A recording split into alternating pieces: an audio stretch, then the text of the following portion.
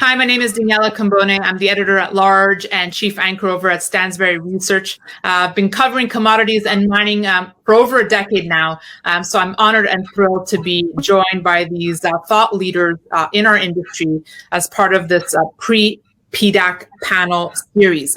Today, we will be talking about innovations in industry and trends for 2021 that everyone should be eyeing and being on the outlook for. So I'm going to be introducing this all-star panel now. Today we have David D'Onofrio. He is the president and CEO over at White Gold.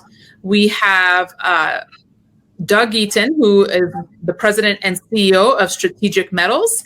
And finally, we have Tim Johnson, president and CEO of Granite Creek Copper. Gentlemen, welcome to the panel. Thank you for taking part. Thank you. Pleased to be here. So before we kick things off here and really get into the meat of it all, why don't we just take a second to present each of you. David, a few simple lines. Tell us what you do. Great. White Gold Corp is a exploration company focused in Canada's Yukon. We have a very, very large district scale land package, which is about 1 million acres. Part of that package is grassroots exploration, and our projects span right through to defined resources. They're just under 1.8 million ounces now. I'm also part of the Power One Capital Group. We're a boutique merchant bank based in Toronto, and we've been investing and financing exploration and development in the commodity sector for almost 20 years now. Thank you, David. Doug? Yeah, Strategic Metals, like David's company, is focused on Yukon. We're primarily a project generator. We've got about 130 active properties at the present time. A number of those are optioned out. But in addition to that, I've spent most of my career with a consulting group, Archer Catherine Associates, that's based in Yukon as well. I've been doing that for about 50 years. So very broad background. I've been lucky enough in the last few months to be part of a panel that's working on a mineral development strategy for Yukon. It's an independent panel that was supported by all of the settled First Nations and the Yukon government. So it's been a great opportunity to learn a lot about how Yukoners view mining and where they like it to go. Love the Yukon. I've been there a few times. Tim, finally. Tim Johnson. Yeah, thank you. Likewise, we are a Yukon-focused company. Granite Creek Copper is fairly new. We launched the company January 2019. And within 24 months, we've gone from an early stage exploration play to a resource company by acquisition of our neighbor Copper North. So we now control the Carmax and the Carmax North deposit and exploration property. 177 square kilometers of really highly prospective ground within the Minto Copper Belt. Fantastic. Well, thank you for all that. So I thought it would be nice to start with what we see as the key drivers for commodities in 2021. And what extent are they common to, and are they divergent between base and precious metals? David, do you want to start for us? Absolutely. Yeah, that's a very interesting question. And I think there's a lot to be said about commodities in this day and age. There's a number of drivers, I think, that are going to be pervasive across resources, metals, but particularly all commodity types for a number of reasons. And I think it really positions companies like ours, and especially countries like Canada, in a very interesting and opportunistic setting as it relates to this. So commodities is a very cyclical industry. We've seen some great times, we've seen some downtimes, and I think right now we are emerging into what looks to be a very strong bull cycle for commodities. And those aren't just my sentiments. You've probably seen in the press, even the large U.S. investment banks calling for a super cycle here. And what's going to drive that? I think there's a lot of things. There's global investment as part of the world's recovery efforts from COVID-19 pandemics. That means a lot of infrastructure spend, which is obviously very supportive for the base metal industries.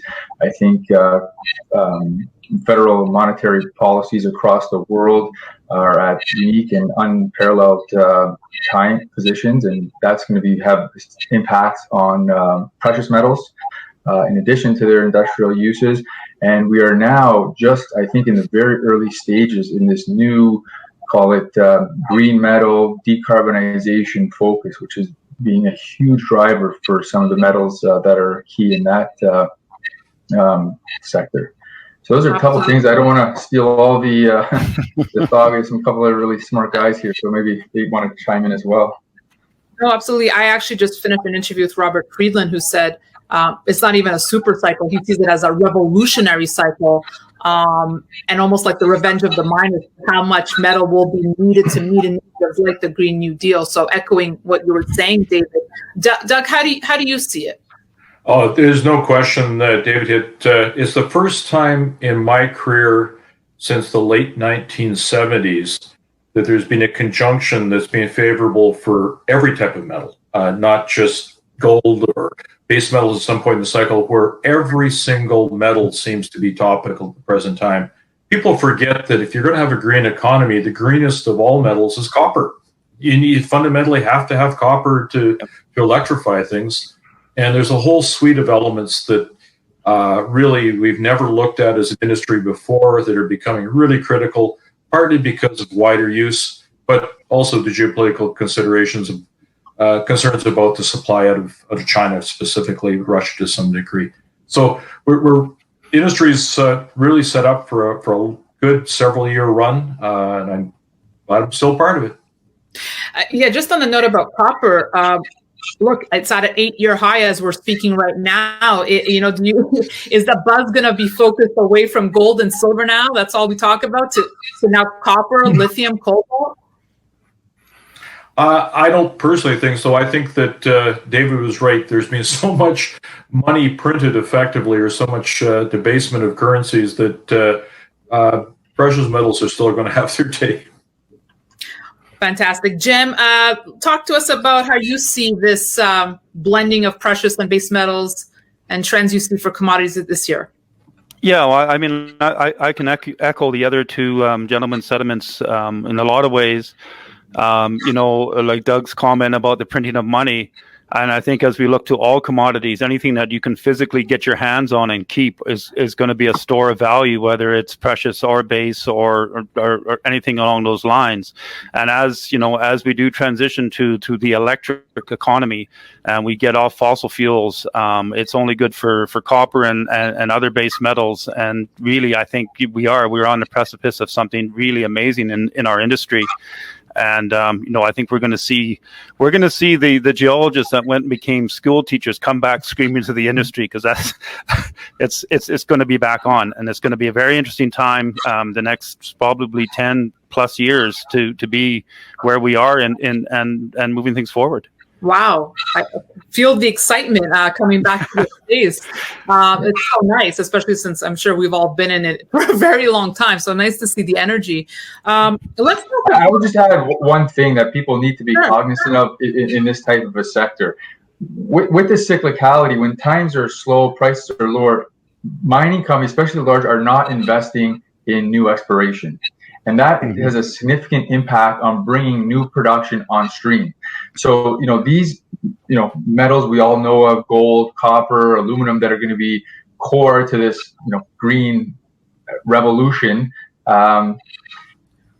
It's not like you can flip a switch and increase the production. You need to have discoveries. You need to bring that on. That takes time. That takes capital. So companies like ours that sort of have a leg up, or countries like Canada with an established mining system, that's part of the reason why I think we're positioned so well to take advantage of this. It really is very difficult, and not only do we have these elements that everyone knows and everyone's to some degree been working on, although it is I think a fairly broadly agreed upon consensus that there's been a drastic underinvestment in commodities over the last 10 years. But stuff like now uranium, the lithium, graphite, molybdenum, iron ore, we're just starting to see these prices increase. And I think it's not until the world kind of realizes what this supply crunch could look like that we're really going to see a major revaluation in some of these commodities. And that's when I think things are going to get particularly interesting, as tends to be the case. Really? Yeah, no, that's a great point, David. And I think there's one little quote that I wish was taught in elementary school, and that if it's not growing, it's mined. And it's something that's very dear to our industry, but a lot of people don't realize that. And just not to diverge too much, but I was speaking with another CEO who was telling me that with COVID, and we're doing this conference now virtually, it's going to hurt mergers and acquisitions. We're already seeing it. And just to your point, David, about lack of new exploration and discoveries, the fact that CEOs can't meet face to face, how much is that impacting M&A activity and new projects coming on board? I think it certainly had an impact. Like I mentioned, I'm with Power One, so we're very involved with a number of different entities, and we've been fortunate enough to build a track record where we look to work with early stage companies, help them evolve, and eventually be sold to larger companies and go into production. And initially a year ago, last March, April, it was totally shut down, right? Making it very difficult. It started to, it's still more challenging, but I have seen headways being made. Fortunately, a lot of the stuff you can do virtual, but I don't think anyone's technical teams, would be comfortable making any type of a transaction without getting boots on the ground. So certainly there have been hindrances. Although with that said, there have been acquisitions that have been done in this environment, and I think we're starting to see a little bit more and more of that. And I do believe, again, another positive perspective for our industry is, M&A is a big part of why people want to be invested in the resource cycle, and we're just starting to see that happen now. And I think we're very, much in the early days of that. And I think it has to happen. Like Tim said, you mine the stuff if it's not grown, and guys like us go find it, and then the big guys have to buy us to replace their pipeline, because without that, there's no other way to for them to do that. And that's critical for them. Let's talk millennials now. I do so much coverage of the crypto space as well now, and a lot of it is, how much fuel is Bitcoin taking from gold, especially. What do you think needs to happen to attract the millennials, and by millennials I mean 38 and younger, into commodities and mining? I think there's two things that have to happen. I think that the industry needs to do a more effective job of explaining how fundamental we are to the green economy, but to the economy in general, to get it through to the millennials that we aren't a sunset industry, that we aren't totally damaging to the environment, that we're working very hard to find more effective ways to operate that are less damaging. We need the social license to be really well established, and I think that's going to be important. The millennials are much more aware of sort of global impacts than some of their. How much is that impacting, M&A activity and new projects coming on board? I think it certainly had an impact. Like I mentioned, I'm with Power One, so we're very involved with a number of different entities, and we've been fortunate enough to build a track record where we look to work with early stage companies, help them evolve, and eventually be sold to larger companies and go into production. And initially a year ago, last March, April, it was totally shut down, right?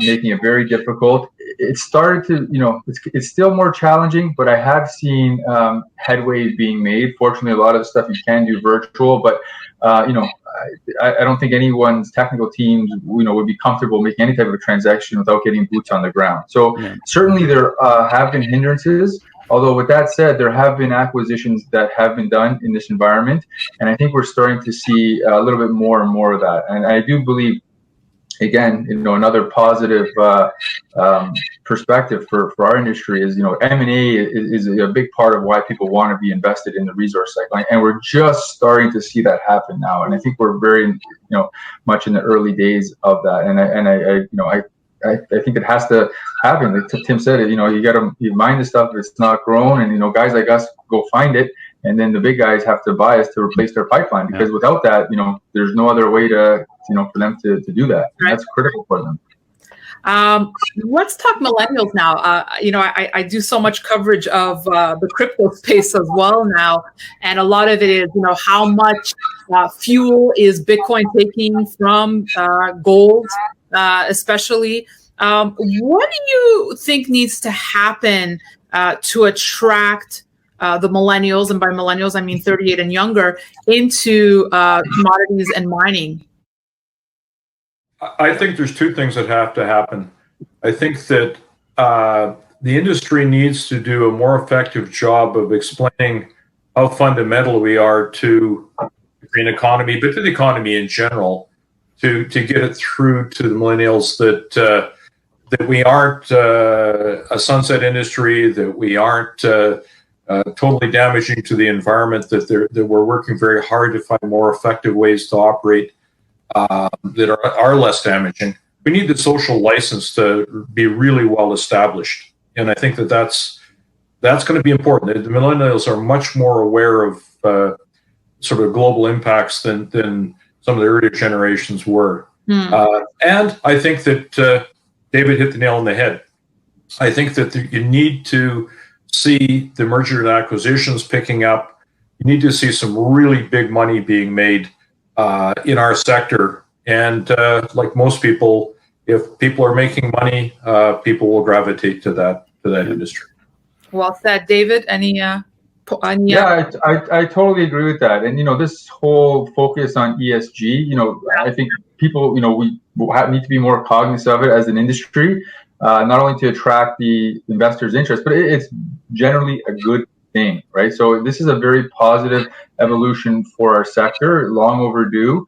The advent of this green revolution is a great way to sort of fast track that part of the evolution. So I think that's going to be a big positive. The millennials are very aware of that, as Doug mentioned. So I think that'll really sort of help. And technology, right? Like, technology will make that easier, right? Maybe it's not in their interest to buy silver dollars and tuck them under their pillows like maybe our parents or grandparents did. So how do you sort of evolve that? Well, the stuff that they're into, the Bitcoin, the blockchain, there's now tokenization of these physical assets. That makes it a lot more accessible to this younger generation, which may not have the capital available to go buy, some of these hard assets. Also, some of these new technologies and evolutions we're seeing, like with Robinhood and fractional shares, et cetera, just make it more accessible to the broader public, which we see happening. And I think that's also a very positive evolution for the sector. Tim, any thoughts on how to attract more millennials to the sector? Yeah, I think in some ways it's almost self-propagating as the industry grows, and as you get more people aware of what's happening, we will start to attract millennials. Even right down to sort of grassroots, boots on the ground. As you get millennials working in the field as geologists or geology students, that's where a lot of the interest in our industry comes from. It comes from people who are in it, and they talk to their friends and their family, and it spreads out from there. So I think in some regards that's going to happen. And, I think some of these fads, maybe crypto wasn't a fad, but some of these things that peak and then come, when they come off, then the money naturally looks to what the next thing is. And we need to be ready as an industry to be able to provide those opportunities when they come. Daniela, sorry, if I could just make one further comment. Absolutely. And that's that, the industry, as someone alluded to earlier, is very cyclical. It's like a pendulum. It always swings too far. One of the things that people tend to forget about the mining industry is that the total dollar footprint of our industry is very small compared to other sectors. And a tiny swing in interest where a few percentage points of the money that's out there comes to our industry is going to be a tsunami in terms of its impact. So we saw it right in 2 days, albeit short-lived. We saw it with the silver squeeze. He's the point, right? Yeah, we're very, very, very leveraged to move. That's right. Yep. And again, maybe to Doug's earlier point, expand on it. Mining is fundamentally critical for the greenification of our world going forward. We're just we need more copper, we need more lithium, we need more graphite, we need more uranium, we need more molybdenum, and the only way to happen is through investment and support of mining, exploration, development, and extraction.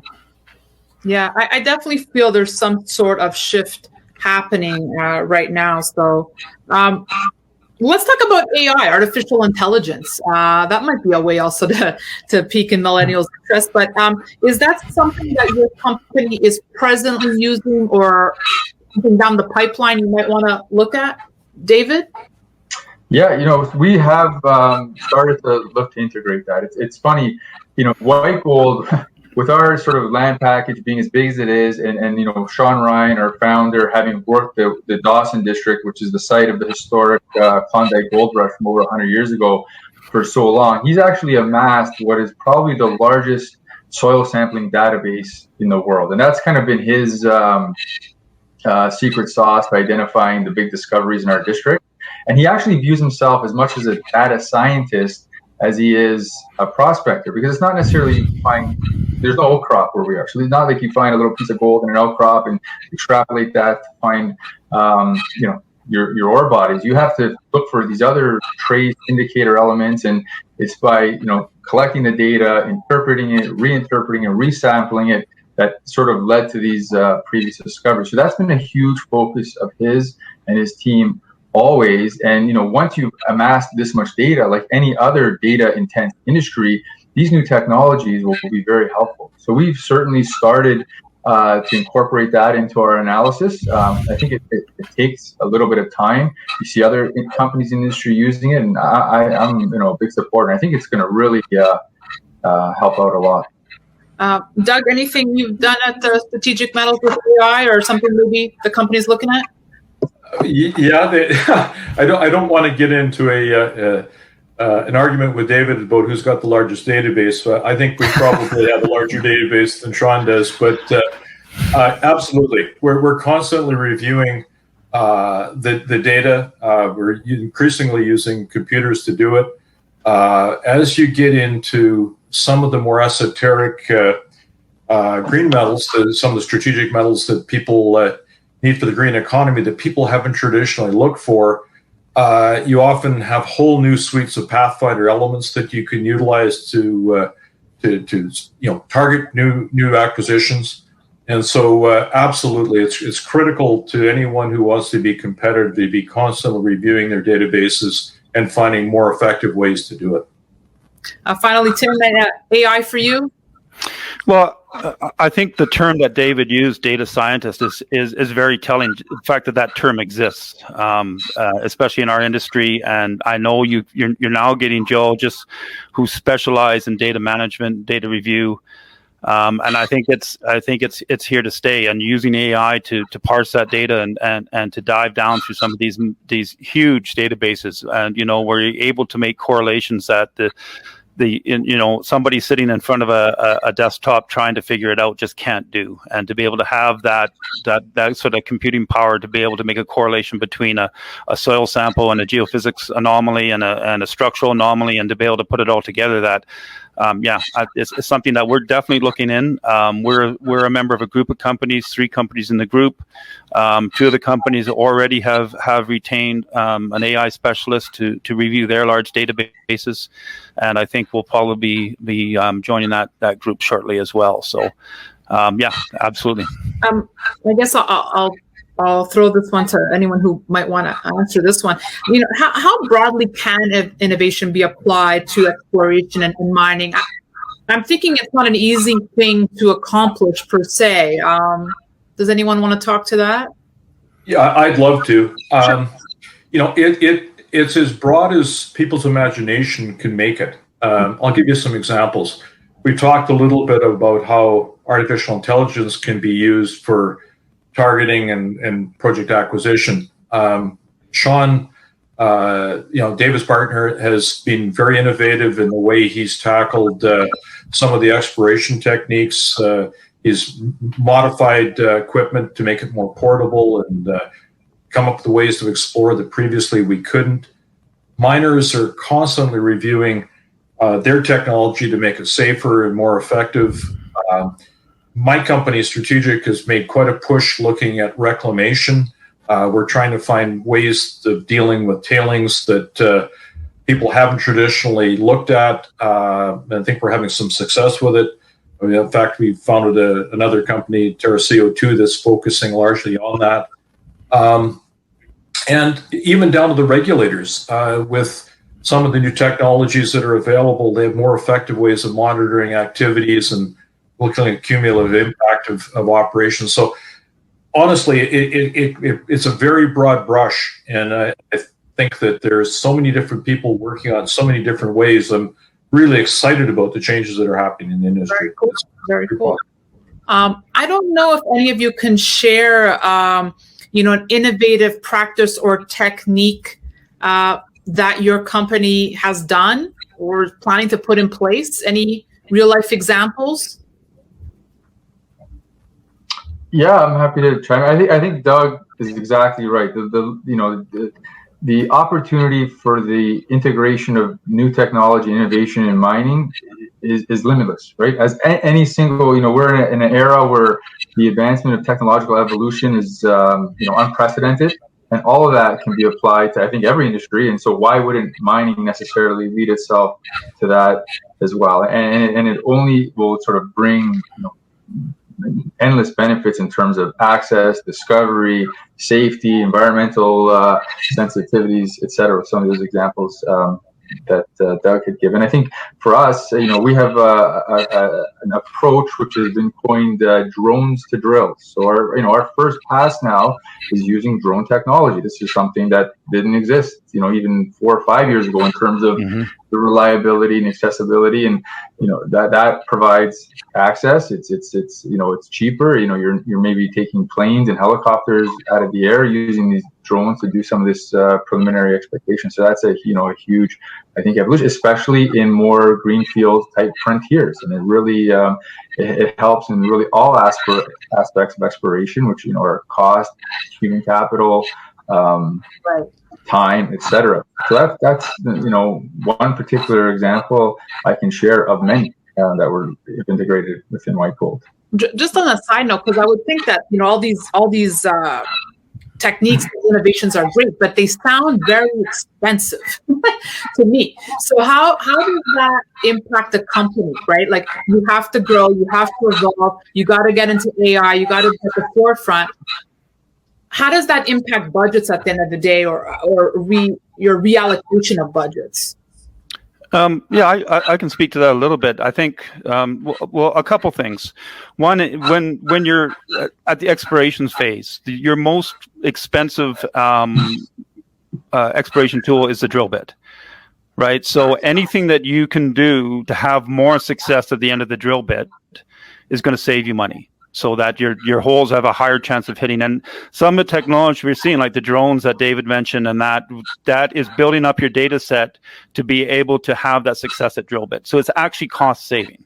So you may be spending more money on a drone, you may be spending more on the surveys, but at the end of the day, you hope to have a better outcome.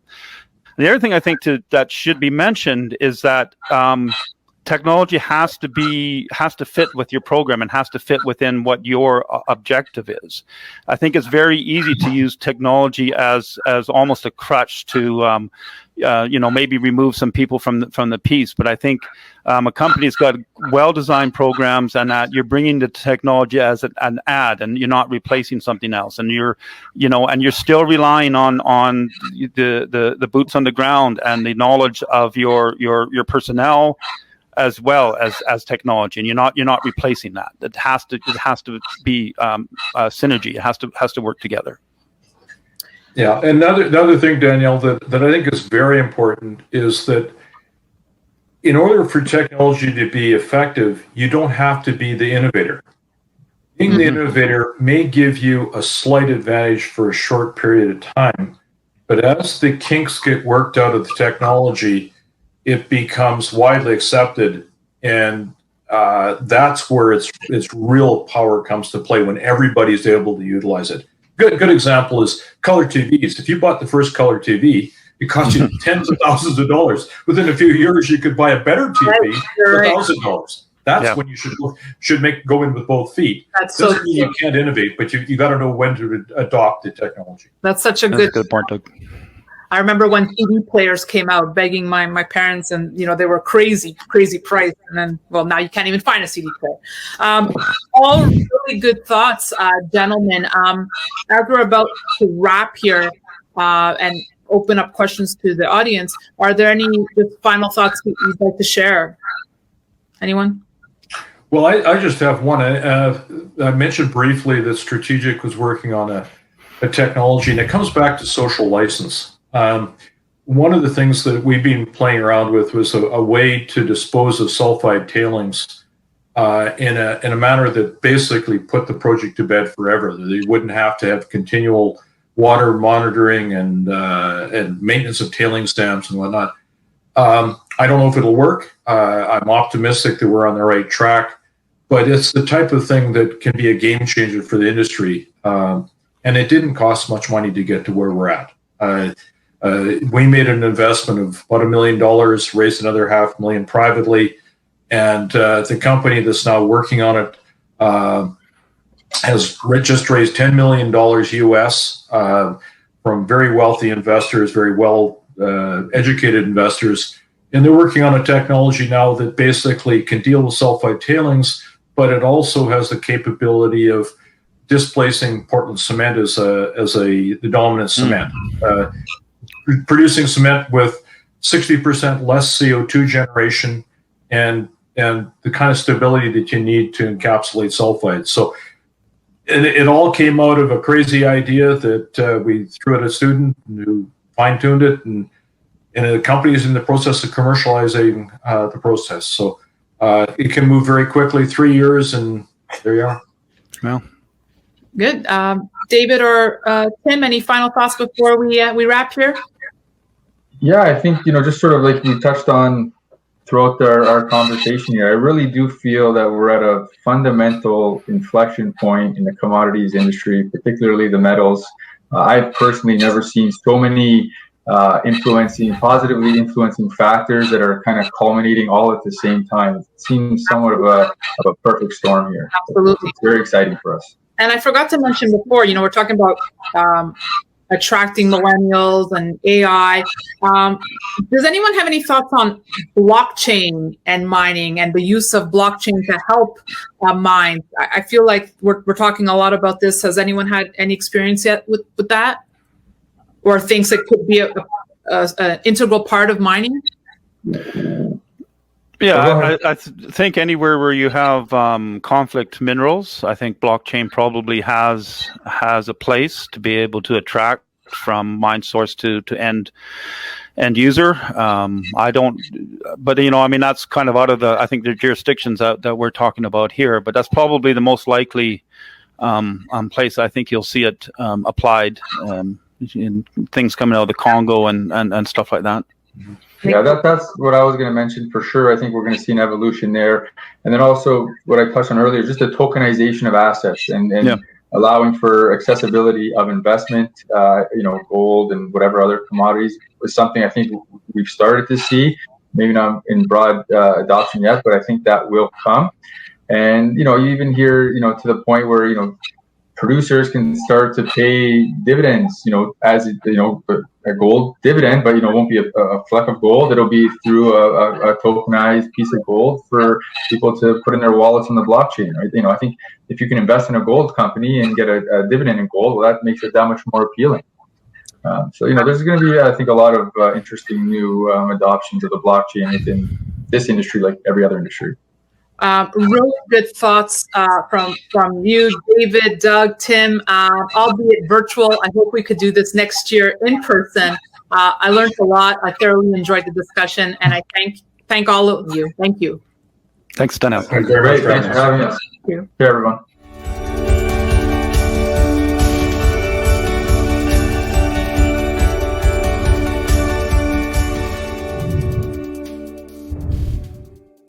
Those of you joining us, thank you so much.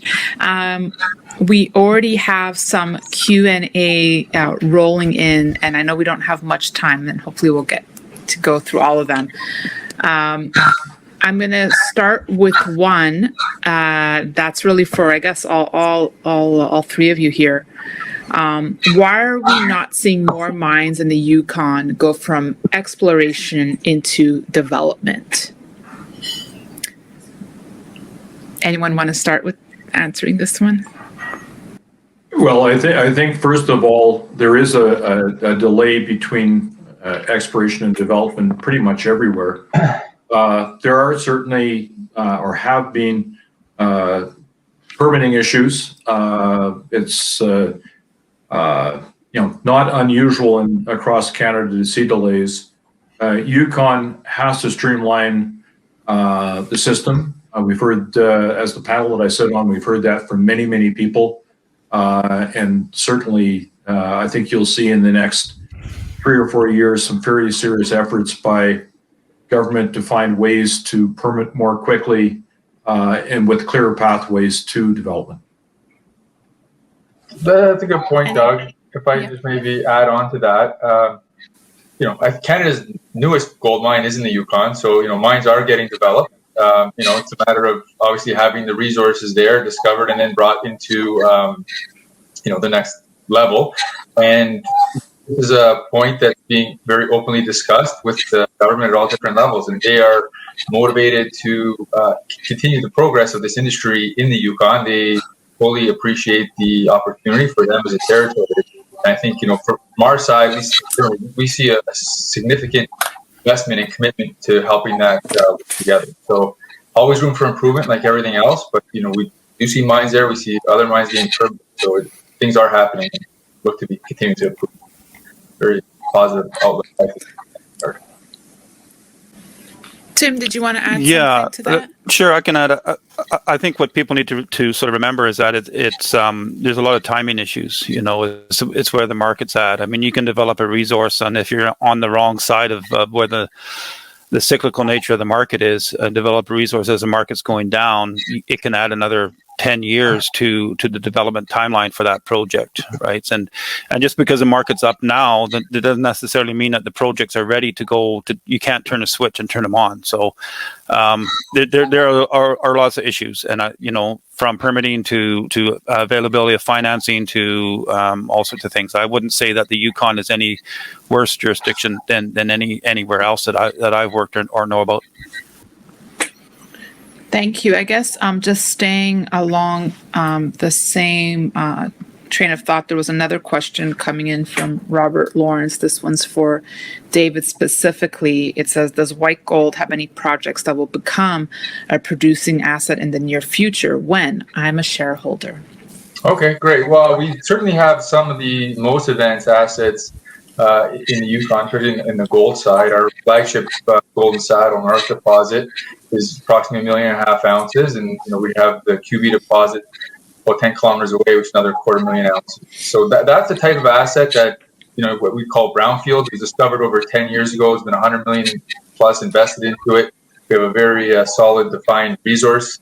Most of it is in the indicated, and that's ready now at the next level to move towards production. And in this type of a market, as you can like imagine, there's a lot of interest in assets like that. There's not a lot of those around in the world. As Tim mentioned, there's been probably a deficit of investment in exploration globally in the last 10 years. So assets like ours are kind of at the top of the heap, getting attention to bring into production. And as we all know, the majors need to continually refill their pipeline and mid-tier. So that's why I think assets like that are going to be in high demand and getting a lot of attention. And as the M&A cycle here picks up with this commodities market, we're going to see more and more of these types of assets get brought to the next level. So it's something we're very, spending a lot of time on evaluating the options. We're very optimistic, the next steps for that asset in particular. And not to stay on you, David, because I have other questions for Tim and Doug, but again, it's kind of like in the same category of questions. I want to know, is there a mill nearby your project, or would you have to build one? There's not right now. Okay. But, part of, and this kind of gets back to the first question, the foundations are being put in place to help all this be advanced. That's an important part of the process. Another important part is access.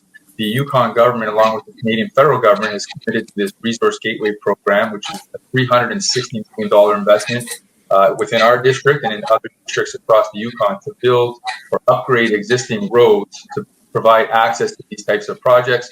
There's ours. Newmont has the Coffee deposit, which they acquired through their Gold Corp acquisition, which was formerly Cambone. That would be another operation which is very advanced for the next level as well. Okay, thank you. We also have a question for Doug. How is your project with Terra CO2 Technologies progressing, as this is possibly a very innovative project involving construction and tailings remediation? I'd have to say it's progressing very well. I'm no longer directly involved in the company, and unfortunately, I'm bound up a little bit by conflict of interest concerns. Don't certainly want to give away part of the business plan, but I can say that they are moving rapidly toward commercialization. As I said, they've just received a huge infusion of capital from some extremely well heeled investors. In fact, one of the investors has done interviews recently on CBC and elsewhere where he actually alluded to the technology. And this is a fellow who's very, very well known. Again, I'm not allowed to say who and which groups have invested. But we're ecstatic with the progress that they made. We still own over 20% of the company and have warrants that allow us to get a larger interest. So I think that stay tuned. I think you'll see more happening in the near future. But again, I'm not at liberty to announce it. Okay, and if anyone else has more questions, please keep sending them. But for now, I have one for Tim. Is there a plan for the oxide that might involve Minto Mine or any other potential with them as far as trucking to the port?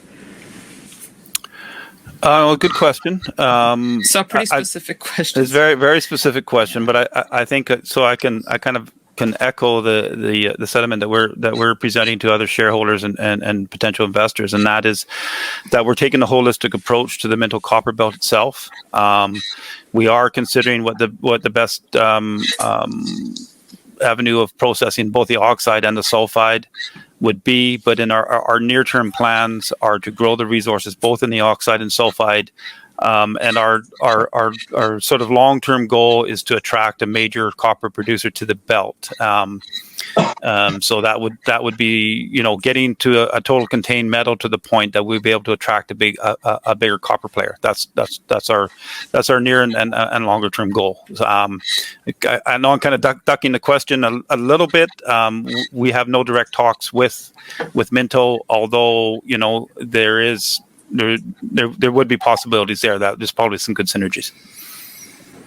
Nice. Okay, here's a general question courtesy of Vladimir.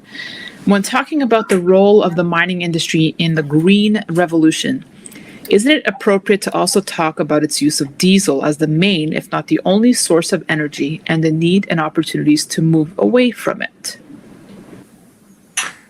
I don't think there's any question that in Yukon territory that there will be a very strong push away from diesel. At the very least, it'll be toward LNG, which is still hydrocarbon based, obviously, but it's much more efficient than diesel. I think that you'll see a major push by mines to incorporate as much solar and wind power as they can into their organizations, but they do need baseload.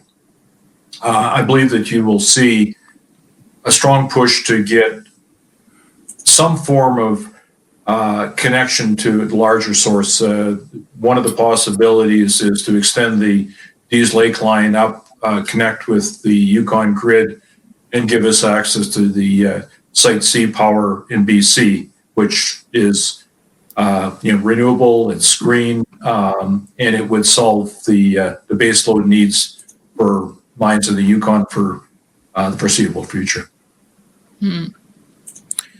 Tim or David, any thoughts on this? On the, it's a very good question because that's Doug's sort of bang on.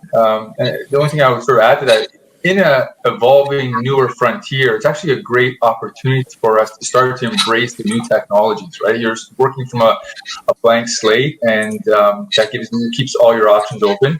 These technologies are now more readily available and starting to be deployed throughout the world. So we have the benefit of seeing how they work. We see mines now going fully electric, better with their fleets. So a lot of different alternatives to be considered. And as an industry, it's a focus for us.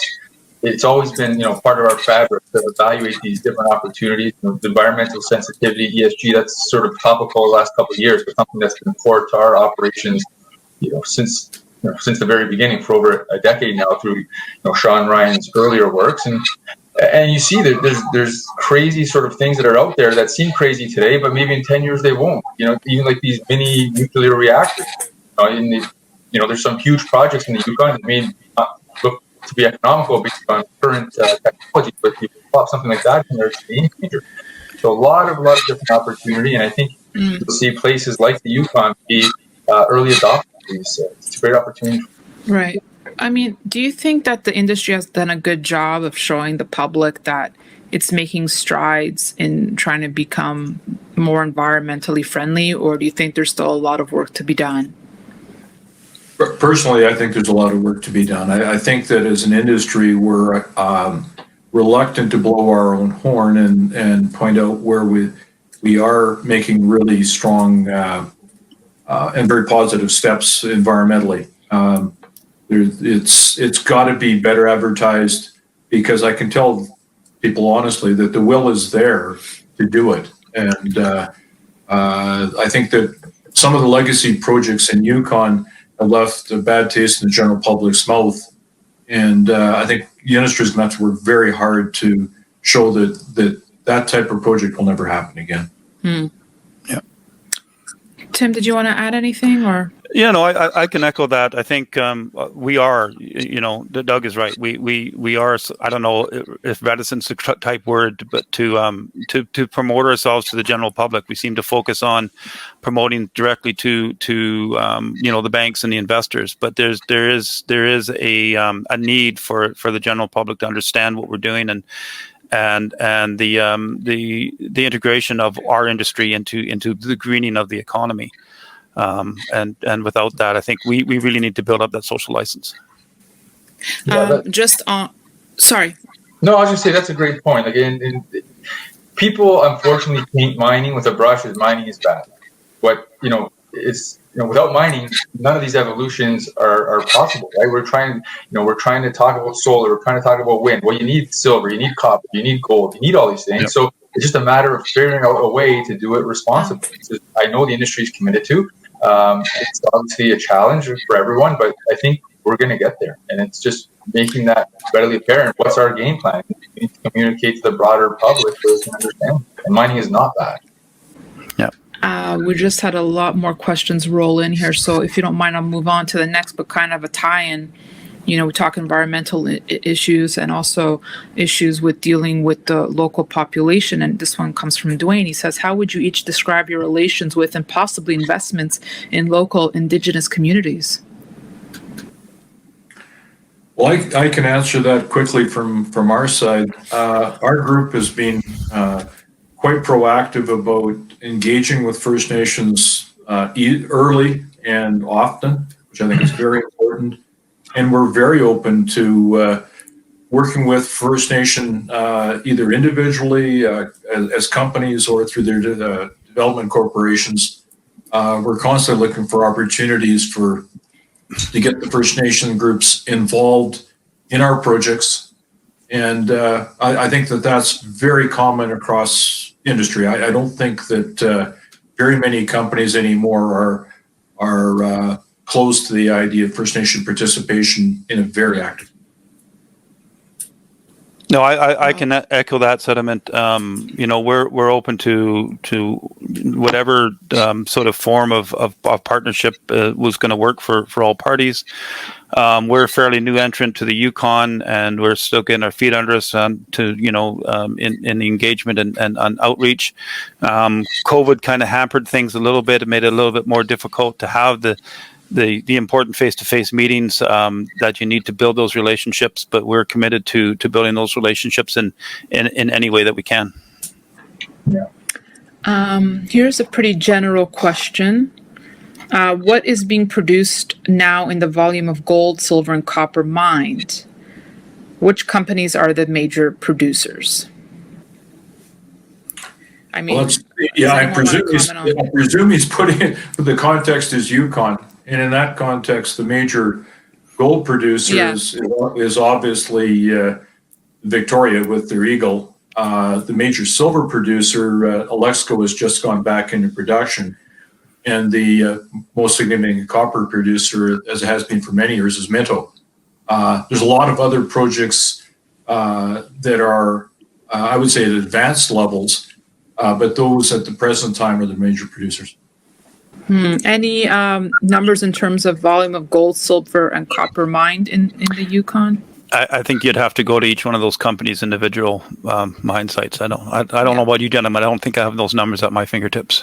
Yeah, well, I can tell you that for gold, that they're about 200,000 ounces per year at Victoria, but there's also production from Placer, and there's also smaller scale productions from Minto. There is some gold and others, but I agree that it's best to look it up by company.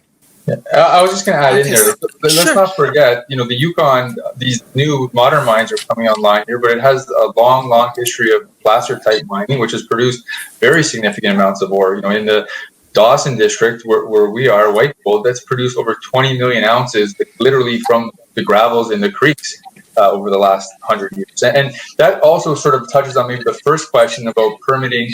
The Yukon's a little bit of has territories within territories, and certain territories like ours, for example, have this mining as part of the fabric and part of the history, and that sort of maybe helps with sort of the embrace of the First Nations communities, and we're obviously sort of feel is imperative to have everyone sort of work together. All stakeholders, like the other guys mentioned himself, but it's certainly beneficial when you sort of have this backdrop and this part of the culture integrated within the communities for so long, as many parts of the Yukon have.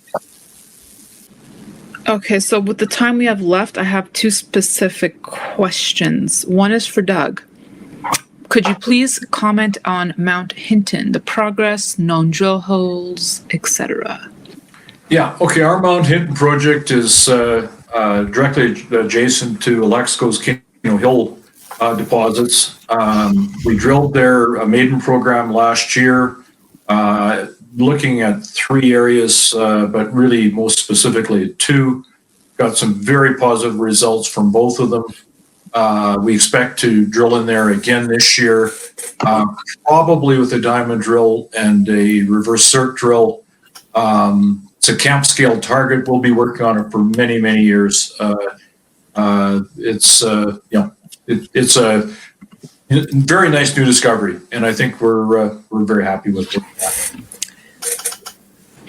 Okay, thank you, Doug. And I have another question for David. Does WGO have a plan for any marketing to get the word out on what appears to be a very undervalued stock? The short answer is absolutely, and we're taking the opportunities for forums such as this to get in front of more people. I agree, it's sadly undervalued here, considering we have almost 2 million ounces, over 2 grams, and it's the type of deposit in terms of a size and scale profile that's really not very many of them around globally, particularly in a tier 1 jurisdiction like Canada. So it is top of agenda. We are doing as much as we can, and we'll continue to do more. Take advantage of virtual sessions, which has made accessibility of new markets a lot more realistic, and we'll see a lot more of us coming, and especially hopefully as we enter into our active season, but maybe a little bit seasonality. Maybe we'll see a little bit more excitement in terms of following our. Well, I know I'm very excited to get back to the Yukon and see all these projects live, as I'm sure all three of you are, and many of our audience members as well. I want to thank Tim, Doug, and David, and all of you for joining us here today for this fantastic discussion. That's all the time we have left today. Thank you so much.